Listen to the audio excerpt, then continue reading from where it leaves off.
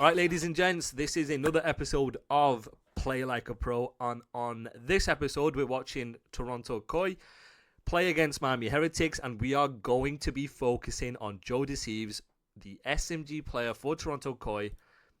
You could argue the MVP, the superstar for this roster. What we're trying to do is we are going to be watching JoeDeceives, his arrow, how he plays, and we are trying to squeeze as much as we can for you guys to implement this in your ranked play. We'll talk about high-level things. We'll talk about little tendencies that he has, the way he takes gunfights. So if you are a fan of JoeDeceives and you want to play like the MVP for Toronto COD, then this is going to be the episode for you. So right here, let's see how he plays this. He has an SMG, I imagine here, playing a short-range gunfights. He's going to clear this. Why? Because hill is contested. In this situation, he knows somebody's on the hill. He's checking the next common spot. With an SMG, going to try and reduce the distance. So let's see how he actually takes this fight. Gets close, get close. As you can see, he jumps off the wall to try and get eyes on here with his SMG. And you see the bullets coming down. So don't be afraid, guys, to use... and I've been watching a lot of Pro COD recently. And I see a lot of the SMG players, sort of like, you look at your Hydras, your Shotzies, your Hukes, your players like that, your BZs. And don't be afraid to utilize your jump when you know where somebody is in order to either off-put their censoring, so they're ready for you to come to a certain place. You use your jump to basically get around that. So, for example, what I mean by that is, let's say Super knows you're going to be here because of his predictions, his assumptions. He's going to be ready for a certain level or height of gunfight. If you know that's the case, don't be afraid to wall jump and break his iron, right? Make him readjust to you as long as you know where he is. So that's another thing I want you guys to take a note of when you are watching, is how does JoeDeceives do that? So let's see what he refills here as the last guy.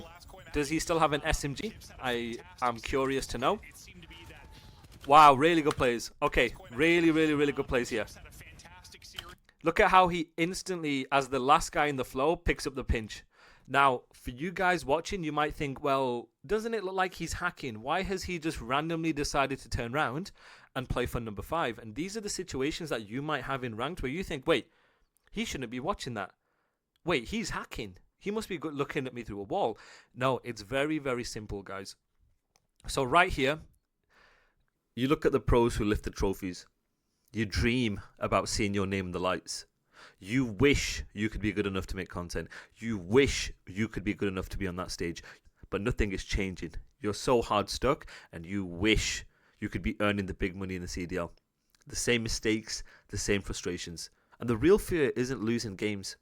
You look around, seeing players that you used to beat, getting better than you, beating you. You don't know why. My name is DREAL. I am the 2023 Call of Duty World Champion. 15 years at the top level. 5 major titles. I want to work with serious players who are done guessing and want the exact system that built world champions. Champions like Priester, like Hydra, like Skies. These CDL champions don't lie.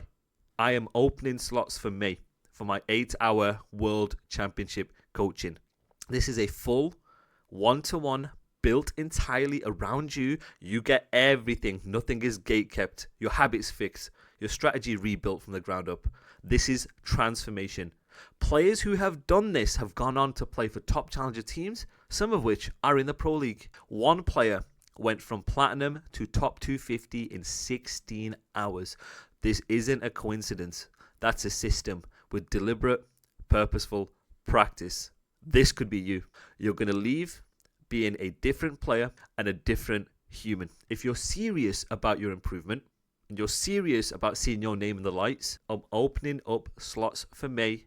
Spaces are limited. They're limited because I put time into you. Do not wait. Do not waste another year. A couple of things. So we'll break it down bit by bit. So we'll look at it from an overall game plan perspective, overall fundamental or macro perspective. So this is their flow right here. Flow meaning what is the number of players in order relative to the objective. So who's the first guy pushed up, who's the second guy, who's the third guy, who's the last guy. Each number in the flow will have a set job or set responsibility. What we're trying to do is put ourselves in positions where we can trade. We can fill in open lanes and progress towards the objective in order to try and trade kills that are next to the objective. Trading means going 1-for-1. So right here, he's the first guy, second guy, third guy. He's quite obviously the last guy.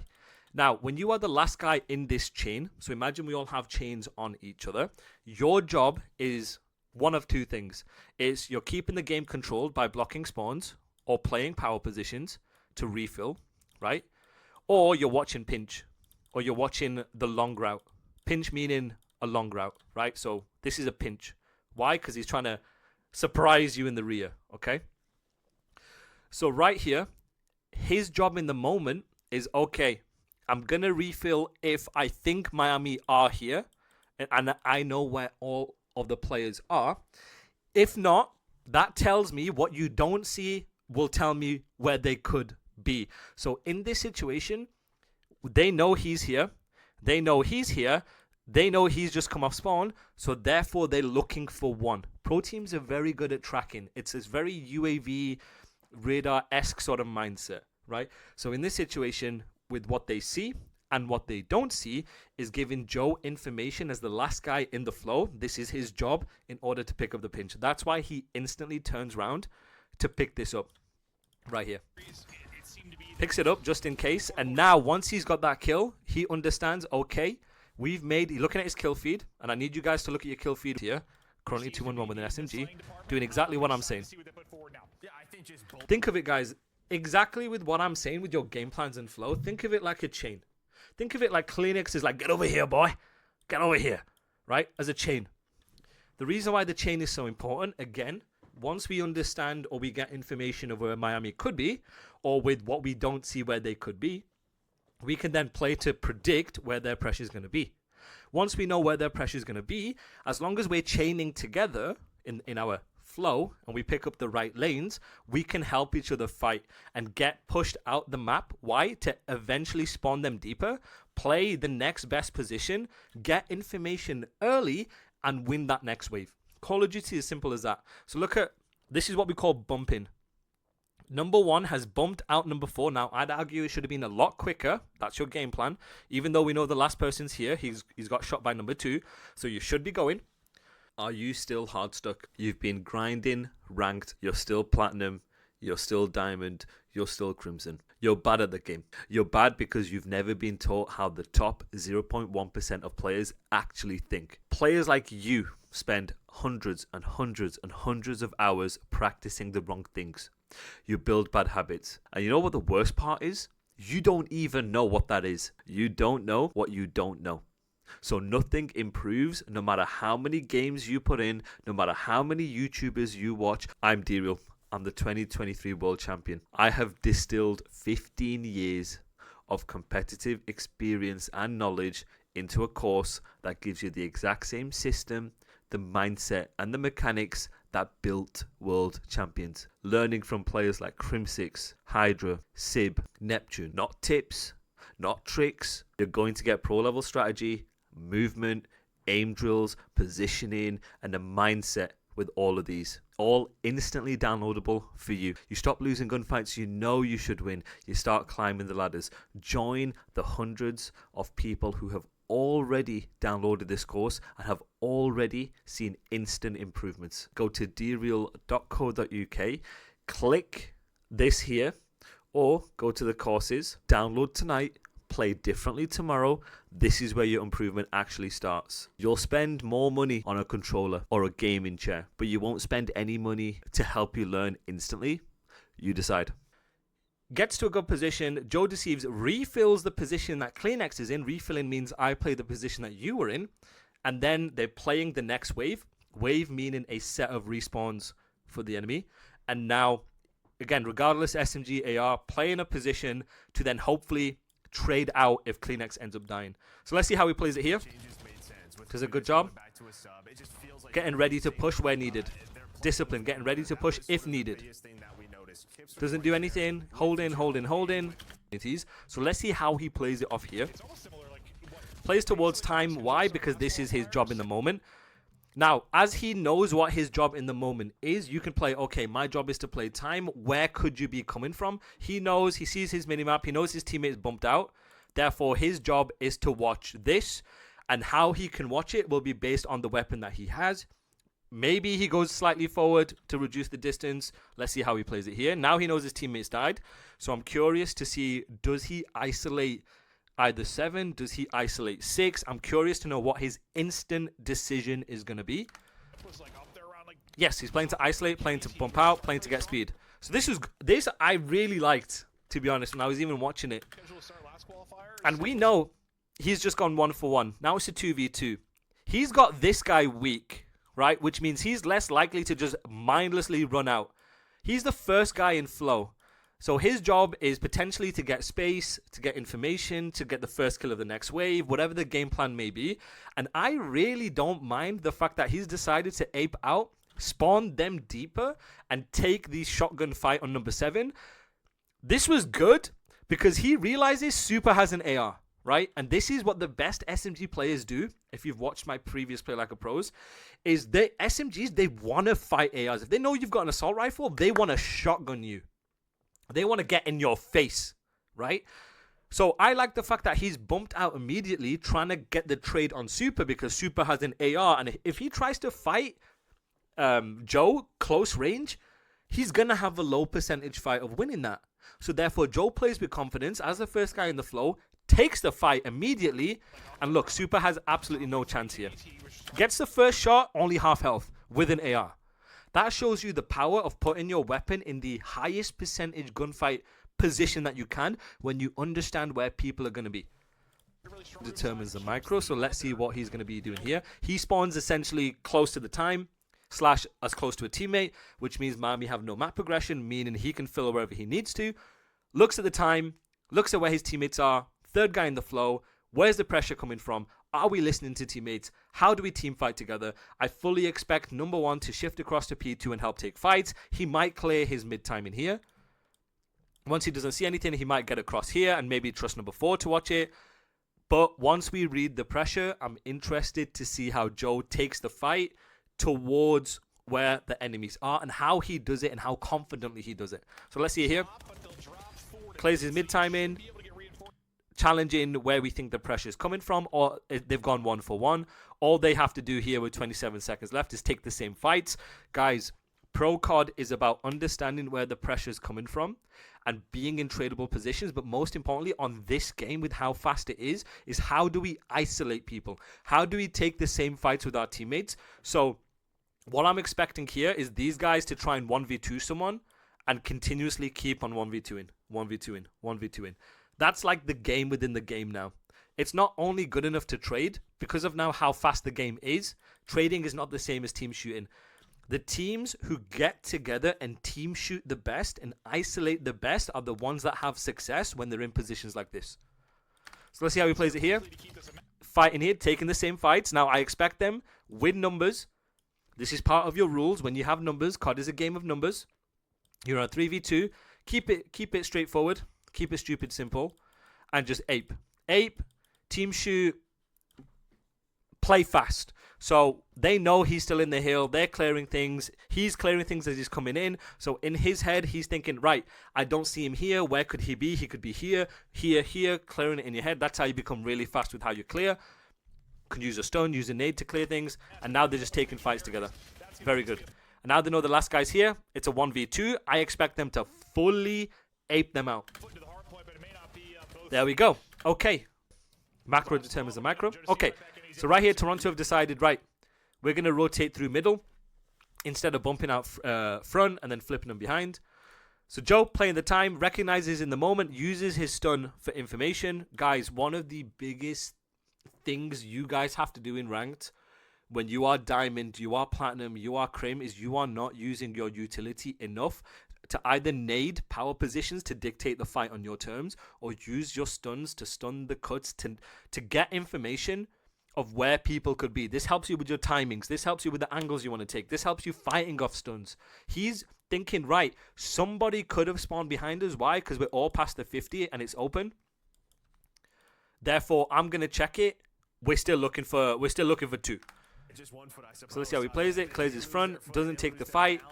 Uses his utility to buy time.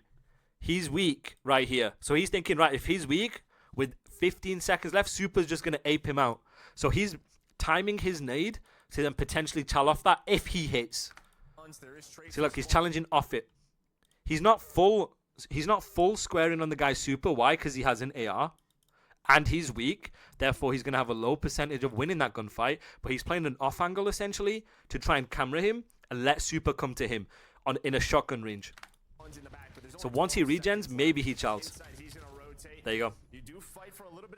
Gets really unlucky with the fact that the guy's behind him. But, like, if he kept on holding it, they should be waiting for Joe here for this break. Yep, very good job from Toronto, waiting for Joe. Joe's the last guy in the flow. Doesn't need to pick up pinch in this situation. This is a 3-1.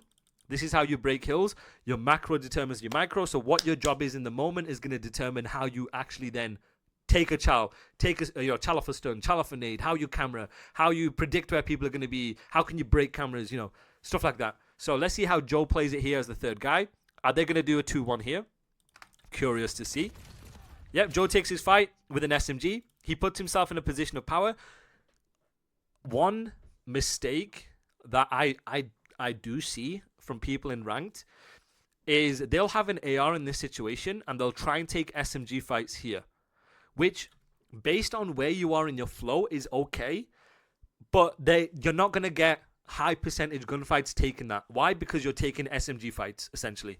So right here, Joe is basically guaranteed to win it. Why? Because he's got a head glitch, he's got a power position, he can camera, and he has a shotgun. He's putting his weapon in the position of power, and look at how he takes his fight right here. The last guy, I expect him to fully watch. Nope, he's going to refill through time. He's going to chal off number 2. Look at how he fights, clearing the left. Again, guys, Call of Duty Pro COD is a game of getting to the best position you can quicker than the enemies, because your positioning, even though it doesn't matter so much on this game, it still can determine a gunfight or not. He has an SMG here. All he's trying to do is take fights with Kips. You're taking fights with Kips regardless of the weapon you have. You might end up dying here, but as long as you do it with a teammate, it's fine. If Kips doesn't chal, he doesn't chal, in my opinion, because he has an SMG. He's going to lose that 10 out of 10 times, I promise you.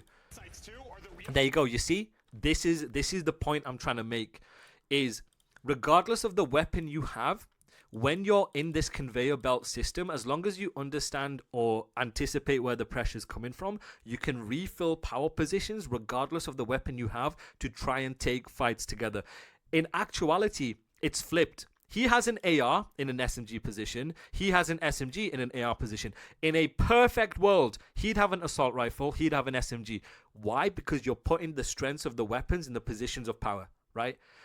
But in this situation, if you're fighting together and the weapon roles aren't necessarily super defined on this game, you can take the same fights and take 1v2s, 1v2s, 1v2s. Trading is not the same as team fighting. This is a team fight right here. So look, Joe is coming off spawn, understands what power position he needs to refill. He's the first guy, so he's playing with speed, even though he has an AR, playing with speed. Takes the chal of a guy that's one shot because he has the high percentage fight and we're trading, right? And now look at them fighting together. We're taking fights together. If Kips is not here, to reiterate, Super probably wins that fight on Joe. Why? Because he has an SMG, he has an AR. Even if it's in the wide open, right?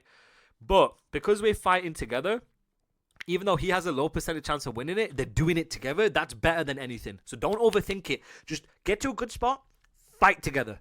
And now look at it. Look how they just continuously try and take the same fight. Take the same fight on this guy. Look at him. Joe's bullets here. Even though it's an SMG, we're still taking the same fights. That's how COD evolves. Now, right here, playing an SMG. Now, he knows he has an AR, so he's more confident trying to take the fight, even though he's weak. There you go. Because your SMG is a shotgun compared to an AR. If you're in a shotgun position, you have such a high chance of winning that fight. That's why he's playing aggressive, even though he's weak, and he knows his teammate's behind him. 15 seconds left. Spawns on top of a teammate. Does he still have an SMG? I'm curious. Yeah, he should, right? Watching outer. Playing towards the left as the first guy in the flow. See, I want to kind of use this as an example for you lower ranked players of what I mean by predictions, right? This is actually a fantastic example. Even people in Crimson don't do this enough. I have coached so many players in Crimson who don't have this like mindset. They just see a red dot and chase it. As you're clearing things, right? As you're predicting, as you're clearing things, using process of elimination, you're anticipating where people are going to be.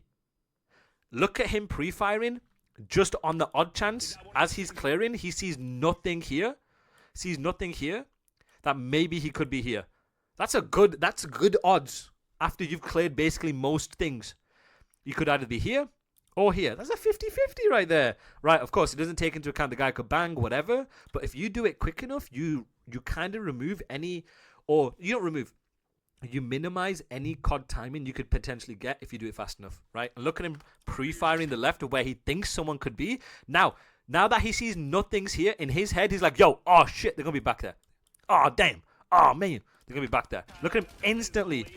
After he gets this kill, now he knows, right, they could be back there. He still played that kill because he was there, but let's say the guy's not there. Let's say if he's not here, he's turning around instantly pre-firing these guys, because that's the last spot in your head when you're using process of elimination to figure out where people are going to be. All right, let's see what he does off spawn here. All good, he's going to get traded. Nice. Look at number one, playing the time. Now we know where they're coming. Does he position himself? Yep. Again, little things like this. This play right here defines Kismet. This is the Kismet play right here. Kismet is one of the best SMGs in the game. I will forever say this, because of situations where he knows, based on where his teammates are, based on the numbers, based on the map control, how do I make it super duper hard for the enemies to kill me in order to bring my teammates into the play. So right here, this is our MVP. This is our superstar, right? This is JoeDeceives. This is the guy. This is the guy for Toronto, right? Now, you might say, well, why is he playing a corner like a cred? Why is he not just banging out? This is another form of being selfless in order to bring your teammates into the play. Two things. Number one, he's playing a tight angle where you have to clear him. You have to what we call overextend to take this fight. Overextend means you show your back to the next common spot. That way you can't get two. You're going to die, right? And number two, because he's in a disadvantage, because he's playing to make them overextend, he's playing tight, right, to watch one lane. He's playing an SMG position. He's playing a shotgun position here. He's not playing here. He's not playing back here or back here with an SMG. Why? Because if they have ARs, they're going to be naturally high percentage gunfights for the assault rifle players who are refilling common spots, doing the same thing that you would do, right? So if they had Super here and Joe tries to take that fight, there's a good chance Joey's not winning that with an SMG against Super. So that's why, as the first guy in the flow, not only is he past the 50-yard line to make them spawn slightly deeper, which is a huge, huge thing, he's making them overextend for him to bring his teammates into the play, and he's playing an SMG position in a tight angle because he's in a disadvantage. This is talent. Doing this play selflessly is talent right here. There you go. I don't care he dies. I really don't. The fact that you tried to buy time for insight is really good. Now you could say, okay, well, he's trying to camera the guy or like playing an off angle. Maybe he wins this. But like he's bringing insight into the play. And this guy's now one shot. So he kills him with a one shot and then kills Metals. All because it's set up by JoeDeceives in the first initial play. You don't, just because you're an MVP, doesn't mean you have to do everything. This is doing your 25%. JoeDeceives has done his 25% right there. Filling, we're in a 4v2. We just got to play fast. Macro determines your micro. Now look at how he's playing. He's trying to take, letting the game come to him. He's got an SMG. He's not trying to get picked in a 1v2. He's going to then chow win number 3. So let's see how he does it here. Boom. Pre-aim. Let the game come to you. Understand what your angles mean. He could have, to be honest with you, I don't even mind. I really don't mind if he banged out like this with number 3. I really don't. But we're playing to let our teammates into the play. Same again. Let the game come to you. He's going to be the last guy refilling a power spot. Why? 6 seconds left. You're going to win the game. So let's see how they play this. Oh, no. Oh, no. Oh, no. Oh, no. Dead! See, even I screamed dead at the same time as this guy. Nah, really good players right there.